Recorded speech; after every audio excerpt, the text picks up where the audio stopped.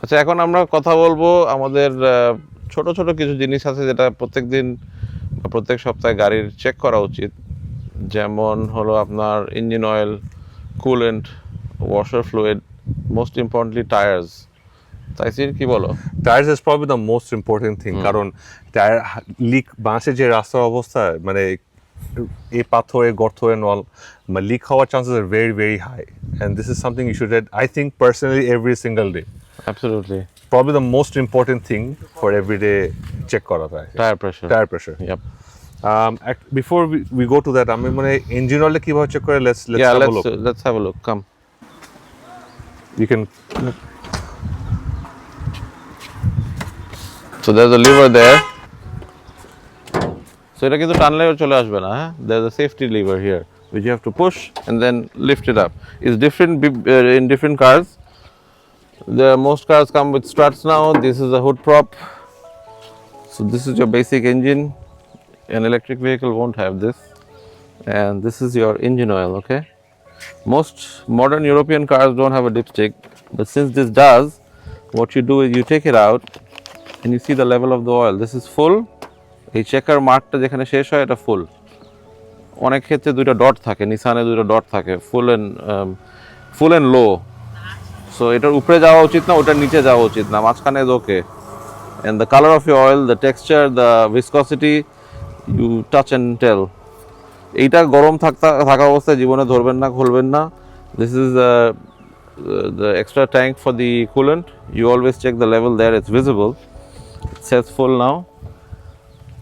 Avoid using water because আমাদের দেশে পানি is not the best for using in the অনেকে ইউজ করতো আগে, এখন everyone's learned. This is your wiper washer fluid. Keep it full, you never know when you need it. This is your battery. Make sure your leads are well lubricated or greased, otherwise corrosion occurs there. So basically that's about it here. Taisir will show you the basics of wheels and tires, I guess. so ইঞ্জিনটা আসাদ ভাই cover করলো, যেটা আমি বললাম regarding the tyre pressure. একটা হচ্ছে আমাদের গাড়ি যারা রেগুলারলি চালায়, ওনার তো আসলে একটা গ্লিমসে দেখা যাচ্ছে টায়ার প্রেশার মনে হয় ঠিক আছে, ঠিক নাই। বাট আই উড সাজেস্ট প্রতিদিন গাড়িটা বের করার আগে জাস্ট একটা চোখে একটা জাস্ট ভিজুয়াল চেক করলে মোটামুটি একটা আইডিয়া হয়ে যায় ওভার টাইম। বেস্ট ইজ একটা টায়ার প্রেশার গেজ পাওয়া যায় এখন anywhere, online stores, even gas station, মানে গ্যাস স্টেশন বা তেলের পাম্প সব জায়গায় পাওয়া যায় আসলে। জাস্ট গেট ওয়ান, দাম বেশি না, মনে হয় 700-800 টাকার মতন রাফলি। It's better to check it, keep it in check আগে প্রেশারটা। What is your recommended pressure for a sedan like this? এটার জন্য I think 32 PSI is good when cold বলতে কি একটা গাড়ি 6-7 ঘন্টা চালানোর পর টায়ারটা ঠান্ডা হয়, ওই সময় চেক করা উচিত। আর ওই সময় শুড বি 32 PSI। অনেকজনের ভুল ধারণা থাকে যে গাড়িটা চালানোর পর দিনের শেষে চেক করতে গেলাম ওখানে 32, বাট আমাদের এটাও জানতে হবে টায়ার যত ঘুরবে প্রেশার তত বাড়ে। হ্যাঁ, সো সামার টাইমে ধরেন এখন আমাদের দিস ইজ হোয়াট জুন জুলাইয়ের দিকে যদি আমরা বলি, সো গরমের দিন ওই সময় 32 PSI যদি দিয়ে থাকেন, অ্যান্ড ডিসেম্বরের মধ্যে এটার প্রেশার কিন্তু আরও কমে যায়। সো ঠান্ডাতে প্রেশার কমে, গরমে প্রেশার বাড়ে। সো এটাও আমাদের একটু মাথায় রাখতে হবে। ওটা ছাড়া আসলে বেসিক আর কিছু ওরকম স্পেসিফিক বলার নেই। ট্রেডওয়্যার, দ্যাটস অলসো উইথ টায়ার্স, যেটা আসলে I to you detail with tires নিয়ে আসলে it's endless. right? Tire itself is such a big topic, কারণ অনেক এক্সপ্রেসওয়েতে কিন্তু আমাদের এখন অ্যাক্সিডেন্টস হয়, টায়ার বার্স্ট করে হাইওয়েতে। দুটা কারণ, একটা হয়তো এক্সপায়ার হয়ে গেল, একটা টায়ারের অপটিমাম বয়স হচ্ছে 5 বছর, এরপরে স্টার্ট টু ডিগ্রেড। হ্যাঁ, একটা হচ্ছে টায়ার প্রেশার যদি বেশি থাকে, সো টায়ার প্রেশার গুলা ইজ আনাদার রিজন যেটা আসলে বার্স্ট করে বাংলাদেশে।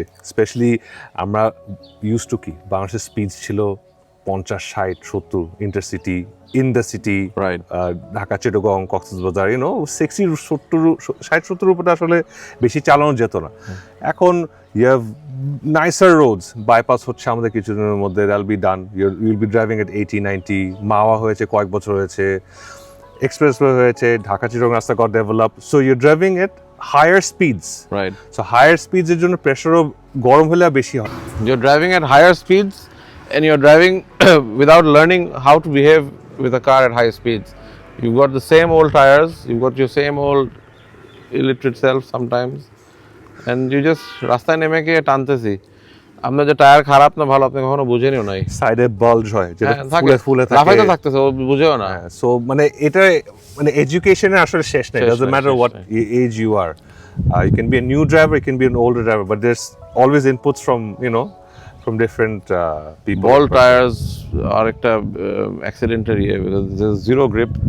In rain it's like driving on glass. মানে bald meaning কোনো থ্রেড নেই, Right, right. in other words. এখন বৃষ্টির সময় ডেডলি, Deadly. একটা ইংলিশের টার্ম আছে হচ্ছে হাইড্রো প্ল্যানিং বলে।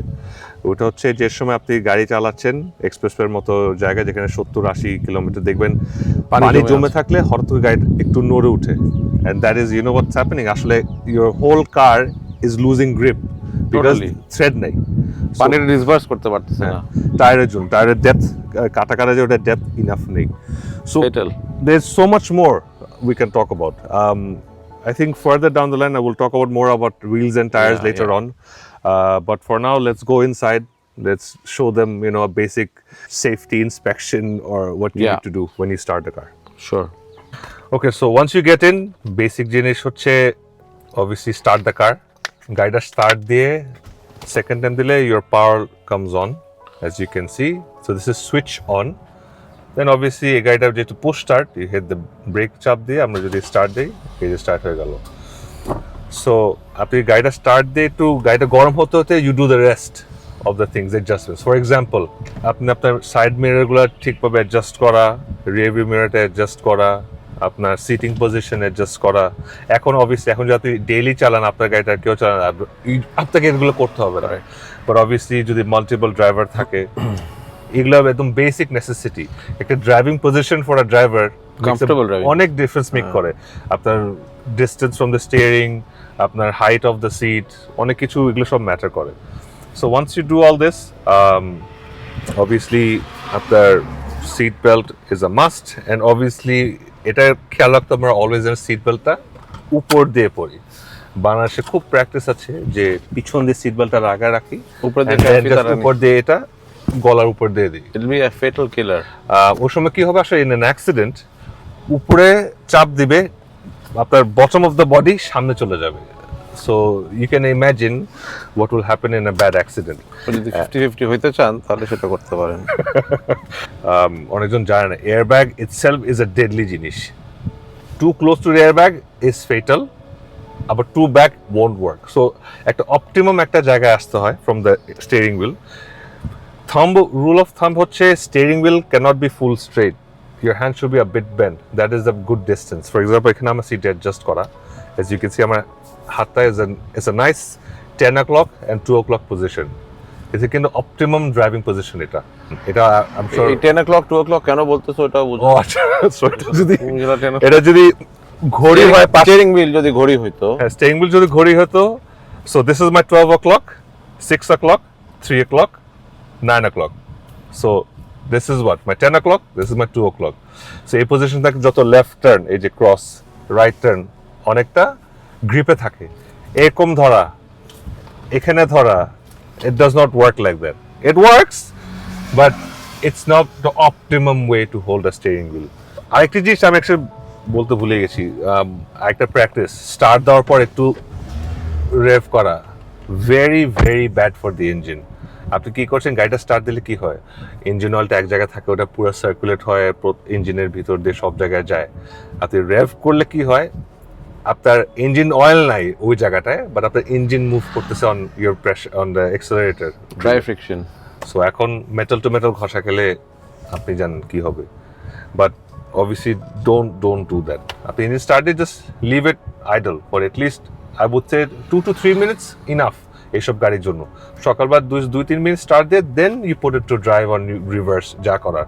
2-3 মিনিট গাড়িটা ওয়ার্ম আপ করলে কি হয়, পুরো ইঞ্জিন অয়েলটা ফুল ইঞ্জিনের মধ্যে সার্কুলেট হওয়ার পর সুন্দর করে লুব্রিকেট হলে আপনার ওয়্যার অ্যান্ড টিয়ারের একটা সমস্যা হবে না। And of course the CVT transmission oil, ওটা তো অনেক ইম্পর্টেন্ট ফর অনেকে স্টার্ট করে এই ঠান্ডা গিয়ার বক্সে বেসমেন্ট থেকে বের হওয়ার জন্য আপহিল সেই হিল ক্লাইম্ব দিচ্ছে উইথ 5000 rpm, কিন্তু এটা আসলে very ruins the car. Kill the- initially কিছু হবে না, বাট আপনার down the line down the line বলতে 1 বছর 2 বছর বা 3 বছর পরে গিয়ারের ধাক্কা আসবে, স্লিপেজ হবে। But আপনি এটা ইনস্টল করে ফেললে না, your cars people will love to buy because they know how much you took care of it. Exactly. So So এই in resale value it adds up.